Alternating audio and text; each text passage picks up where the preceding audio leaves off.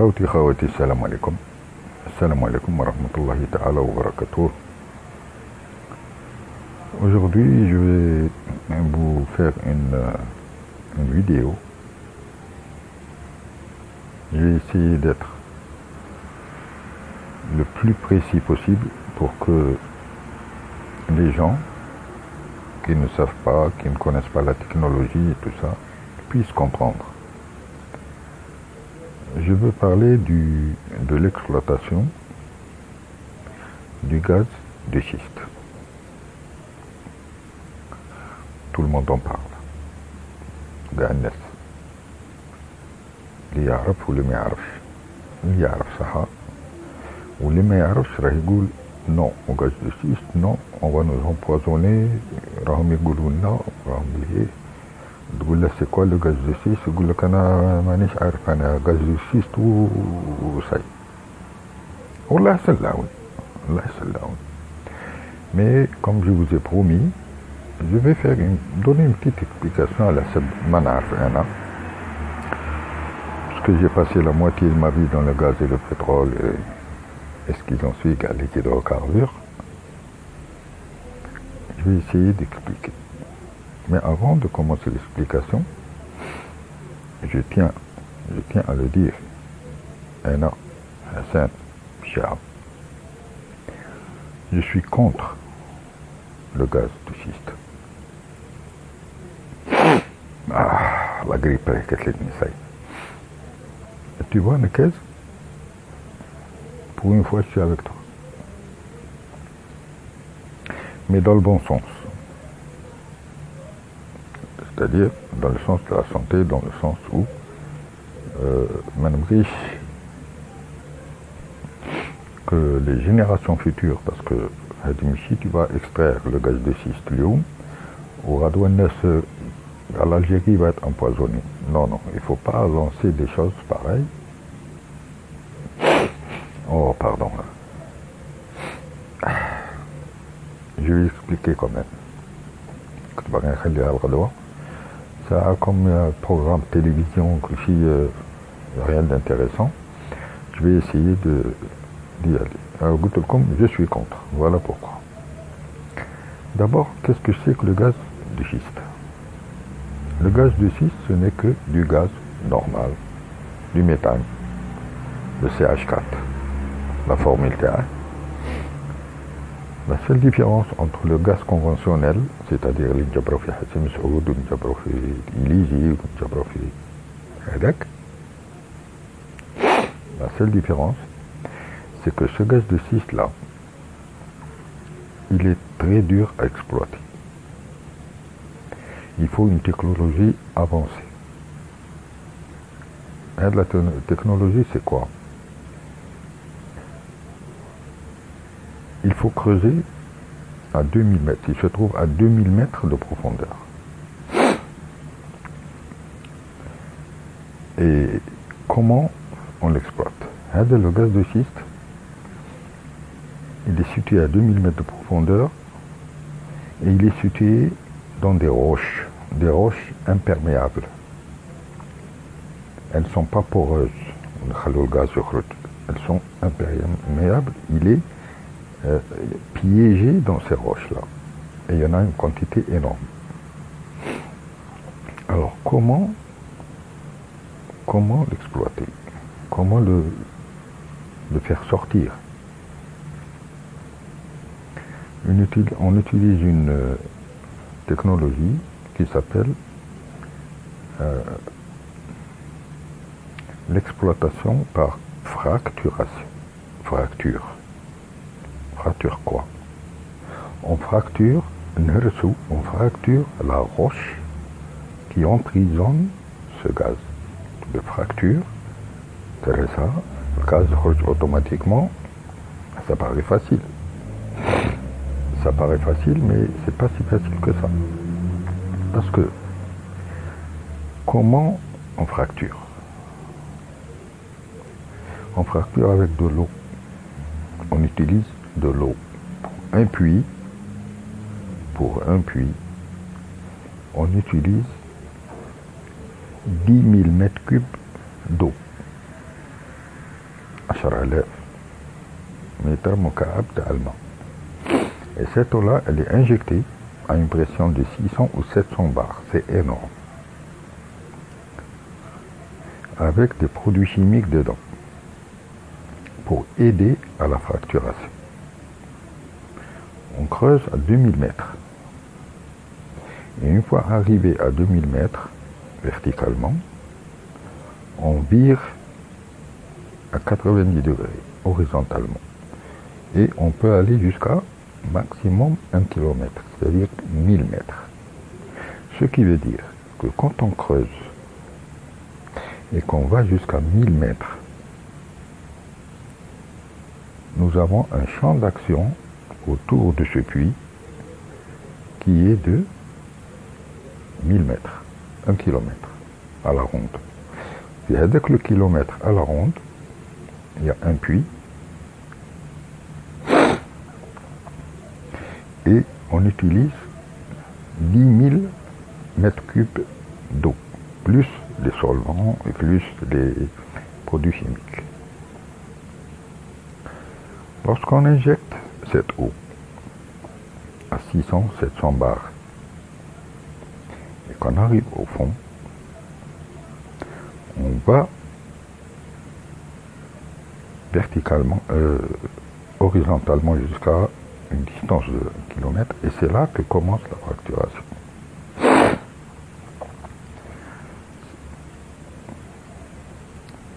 Cette fracturation, comment elle fonctionne? La pression à 600 ou 700 bars, elle éclate la roche. Et quand elle éclate la roche, il y a une baisse de pression brutale.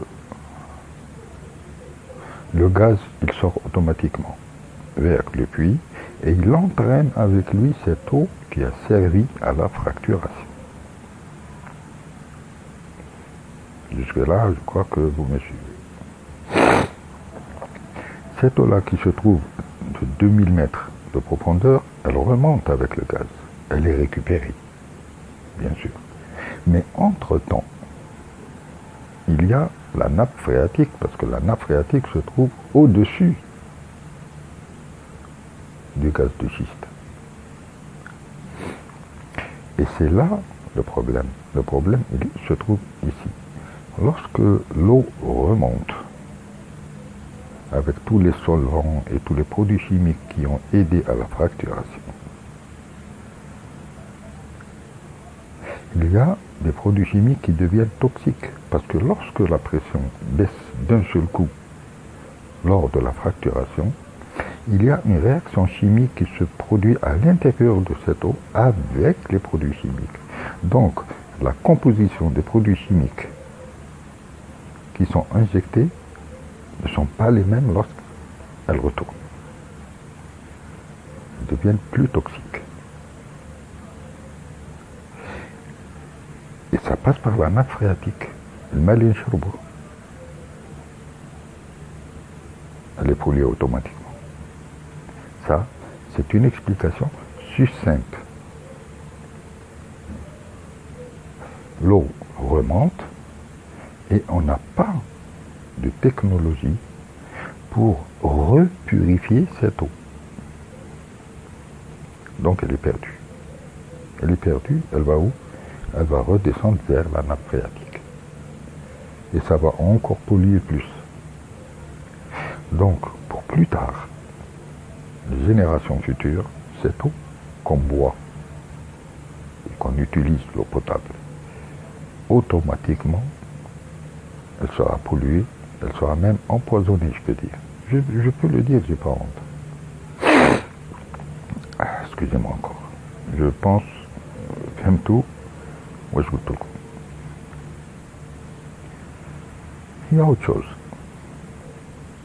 Boutulkoum, sur 1 km à la ronde, il y a un puits.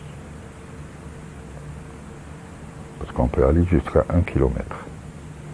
Combien de puits on va creuser? Goul 100 puits. 100 puits multipliés par 10 000 mètres cubes. Ça fait 1 milliard 10 000 plus de 0. Ça fait 1 million de mètres cubes pour 100 puits. 1 million de mètres cubes d'eau potable dans la nappe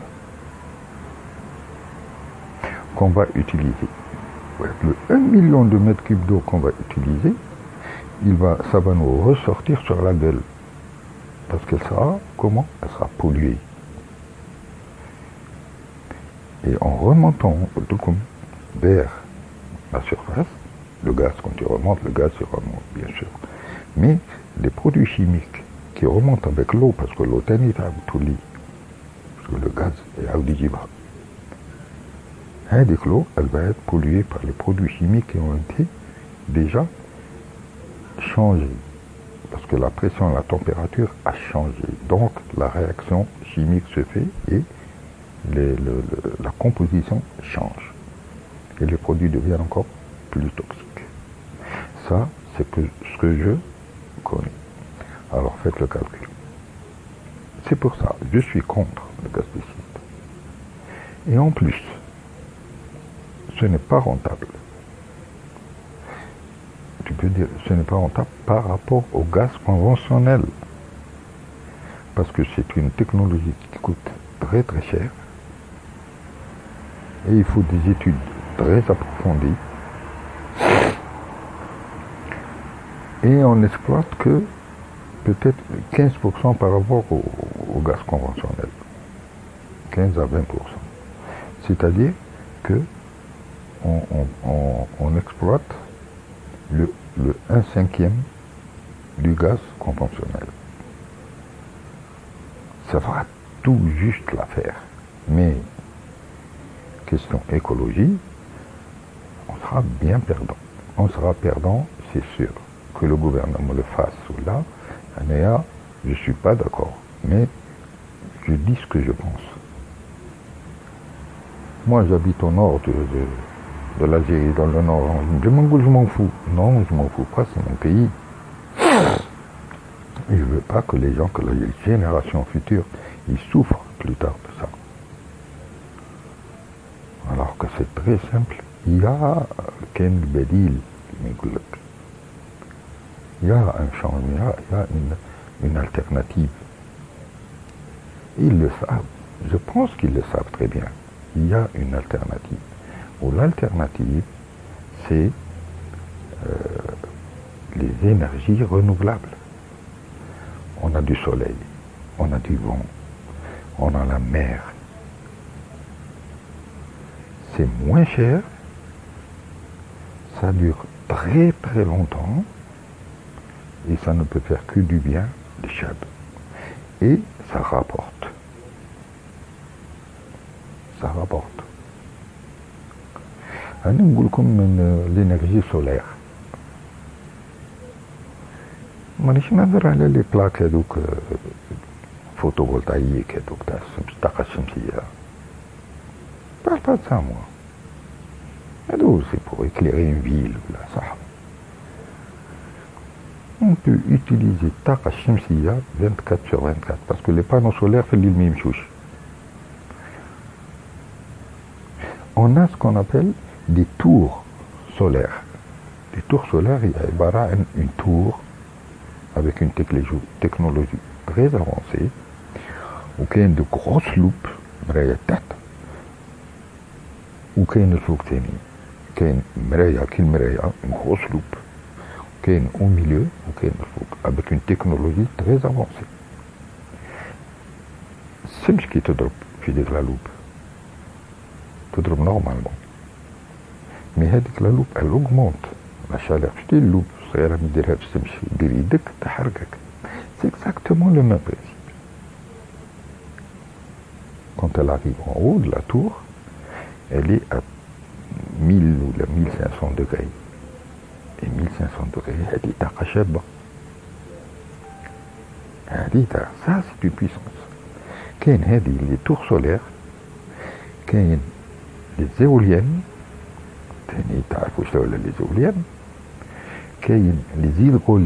les hydroliennes, كيما الجولية تاع البحر بصح تحت تاع الهواء مي يديروهم تحت الماء تحت البحر في البحر يديرو كورون وهادوك لي كورون يفون tourner des turbines.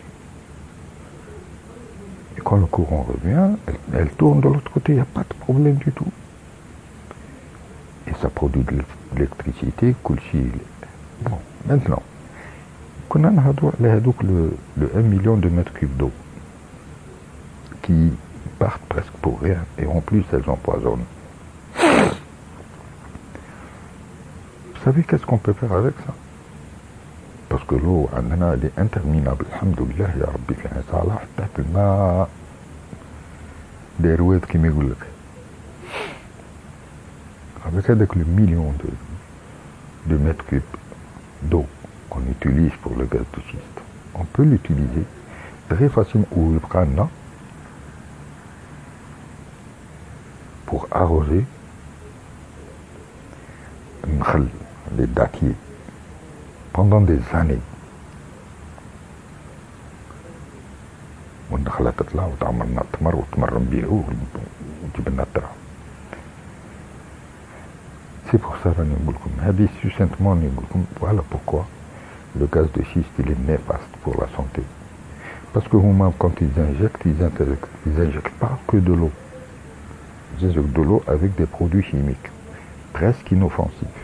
Mais lorsque la fracturation se fait, la température et la pression baissent d'un seul coup et la réaction chimique se fait. Donc ces produits chimiques deviennent plus dangereux. Et ils remontent à la surface. Quand ils remontent à la surface, ils entraînent avec eux l'eau de la nappe phréatique. Ou là, ils vont sur la nappe phréatique. Et à la longue, je dis bien à la longue, comme Chirado, le Maradou, l'Amidjay, à la longue, des années, 20 ans, 30 ans, le méthane, il est pollué. Et dans les générations futures, il y aura la guerre. Mais la guerre de quoi? La guerre de l'eau. Parce qu'avec le changement climatique qu'il va y avoir, maintenant, il faut voir loin, il ne faut pas voir devant son nez. L'eau sera plus chère que le pétrole. Doha, Blanti. L'eau sera plus chère que le pétrole. Ya Rabbi, la vidéo, tu vas t'amour l'inmout. C'est une explication que je voulais donner succinctement aux gens qui ne savent pas ce que c'est que le gaz de schiste. Voilà, donc vous pouvez comme c'est du gaz qui est emprisonné à 2000 mètres dans une roche. Elle n'est pas poreuse, c'est une roche blindée. Et pour exploiter ce gaz, il faut faire éclater cette roche. Comment éclater cette roche? Avec de l'eau et des produits chimiques à une pression de 600 à 700 bars. Donc on passe, quand on éclate la roche, on passe de 600 bars à peut-être 100 ou 50 bars. D'un seul coup. Et c'est là qu'il y a le changement avec le produit chimique, la réaction et autres. Et les produits chimiques deviennent plus dangereux que lorsque ils ont été à une haute pression et une haute température.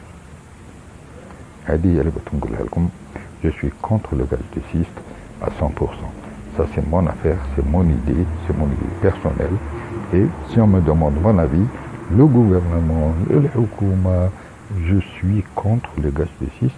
Voilà pourquoi au moins je pourrais donner une explication. Et je suis avec ceux qui sont contre le gaz de schiste, mais pas pour le fait d'être contre. Parce que le gouvernement est pour, mais je suis contre.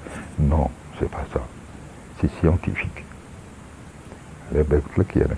Pour une fois, je suis contre le gaz de schiste, comme tu es toi aussi contre le gaz de schiste.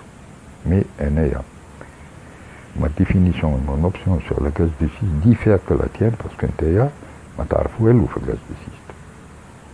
Tu ne sais pas comment l'exploiter, tu ne sais pas la technologie, c'est pas ton domaine. Tu as la philosophie, tu as avec la Sorbonne. Mais toi, tu es contre parce que, bon, belle expérience, belle carrière. Mais c'est un tremplin pour toi, Zama, pour foutre la merde dans le pays. Alors qu'il y a d'autres options. Il y a d'autres options. Au lieu de foutre la merde dans le pays, c'est de proposer autre chose. هذا مكان. وسامحوني لا ما فهمتكمش مليح. Si vous avez des questions, abonnez-vous et posez les questions dans les commentaires. Je vous répondrai avec plaisir. Les patriotes, salam alaikum. Vive l'Algérie. تحيا الله يرحم الشهداء. وتحيا الأمن وتحيا الاستقرار في البلاد. ونكاز توجور وراك ديما عجبك ما نطلقكش. السلام عليكم وتهلاو في روحكم et à la prochaine. Merci de m'avoir suivi et abonnez-vous surtout. Abonnez-vous et posez vos questions.